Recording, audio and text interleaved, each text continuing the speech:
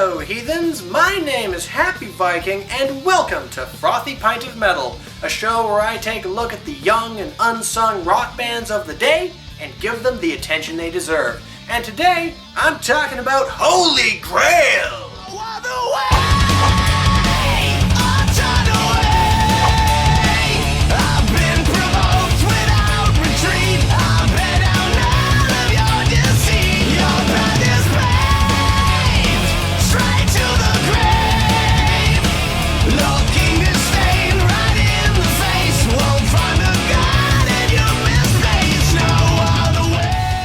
With all the fury and focus of a vengeful harpooner hunting a white whale, Holy Grail splits its lungs with blood and thunder and commands your attention with a booming victorious shout.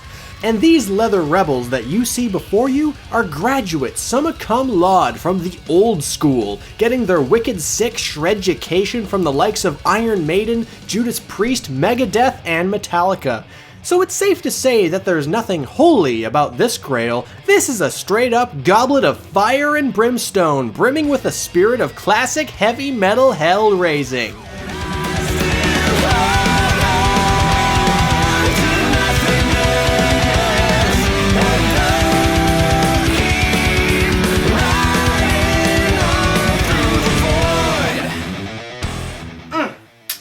That is some premium shit, baby! Pure cut, kick butt, big nuts fucking metal, man, which is precisely the kind we need in these dark and trying times.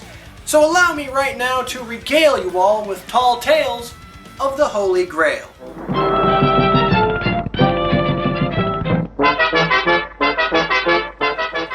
Holy Grail was formed by the remains of the original lineup of White Wizard. They got tired of playing the same 70s style hard rock that band leader John Leon wanted the group to focus on, so they bailed out. Then they traded shots back and forth and generally acted like huge babies for a while. This petty bullshit has thankfully died down, at least on Holy Grail's end, but I still want to talk about White Wizard as little as possible, because obviously it reflects badly on the band being reviewed, and also because every time White Wizard comes up, everything becomes bitchy and childish.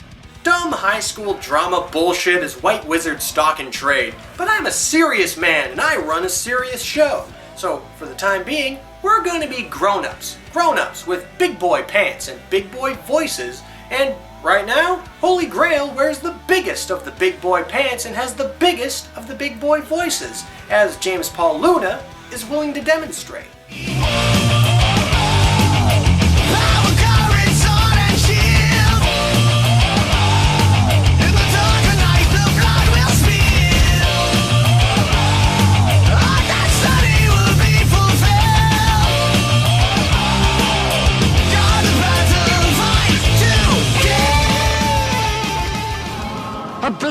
A blessing from the Lord. God be praised.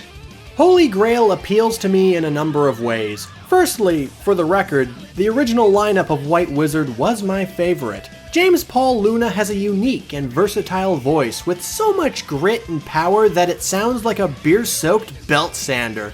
The very best kind.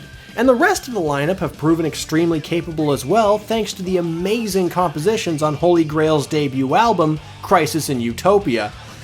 And when you see that Holy Grail is doing shows at Viking and opening for bands like Blind Guardian, and White Wizard has just degraded into a bigger bunch of belly-aching jackasses than the fucking Kardashians, you realize that breaking away from John Leon's clutches turned out to be a pretty good idea. Of course it's a good idea! Holy Grail is also the only band where, in 2014, I feel completely justified in using Monty Python clips. I mean, sure, they're overdone and overused, but fuck it, man. I'm reviewing a band called Holy Grail. It just works. And, well, if you can't appreciate the classics, you can kiss my ass. What a strange person. You know who does appreciate the classics, though? Holy Grail. Their whole sound just resonates with the traditions of the old school, as you can plainly hear.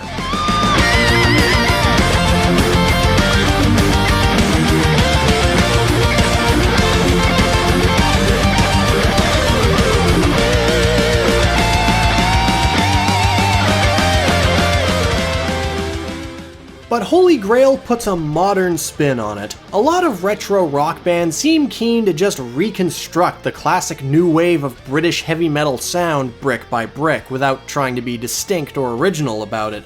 They take a solid foundation, but they don't build anything on it. But Holy Grail is different, because when you name yourself after the drinking vessel of the world's most famous carpenter, building on stuff is something you're expected to be good at. And Holy Grail certainly is. The band mixes and matches the classic sounds of Priest and Maiden with modern thrash and just a pinch of metalcore. But just a pinch. Just enough so we get the swanky guitar sound and maybe a couple breakdowns, but not the high school poetry class Bilgewater sung by some crooning emo kid with a bullshit haircut.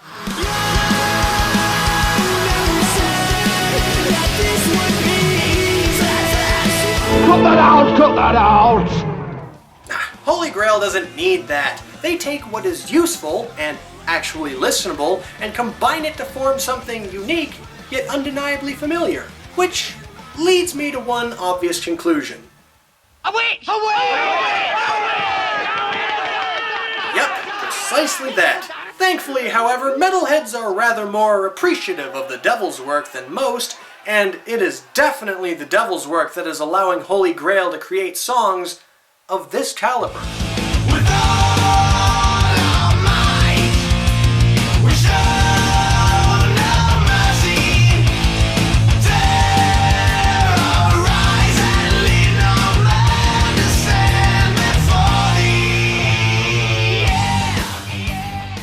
Even now, Holy Grail continues to build on its sound, adding more and more disparate elements into its being, like a more rambunctious version of the Borg. Case in point, the differences between Crisis in Utopia and Ride the Void are pretty staggering, despite being recorded with, save for the guitarist, roughly the same lineup. Holy Grail strikes me as a band that's never too keen to stick in one place. There's new territory to explore and new ways to build upon the foundation laid low long ago by their venerable forefathers. But as a fan of Utopia, it's kind of disappointing not to get more of that. But Ride the Void is certainly a solid follow-up, and as I just previously elaborated upon, it's still being made with a kick-ass philosophy in mind. Come on, you girl, no, never gonna let you go. Got body on the toe, you said I never fight alone. Drops the rain, won't chase the snow, with single acts of violence. Keep raining, hero. Shards of pain won't see the soul, with words are bound to silence. Keep raining, hero. Holy Grail never fails and never pales in comparison to anything on earth, heaven, or hell. Like a cabal of blood-drinking, devil-worshipping necromancers, they breathe new life into old bones and do unique and interesting things with them, surpassing all others who would claim to be reliving and reviving the sacred art of headbanging. Holy Grail is second to none. Accept no substitutes. Seriously, don't. Remember what happened to the last guy who accepted a substitute for the Holy Grail? Well, let's just say he chose poorly. But I have faith in you people, you sexy devilish people with good hair and perky bosoms. I have faith that you'll pick the definite article, kill all the Nazis, and save your inexplicably Scottish-sounding dad. But if you don't, well, then I have some very strong words for you. I fart in your general direction. Your mother was a hamster, and your father smelt of elderberries. Yep. So what are you gonna do? Are you just gonna sit there and take that kind of abuse from a cheese-eating surrender monkey? No? Thought so. Listen to Holy Grail.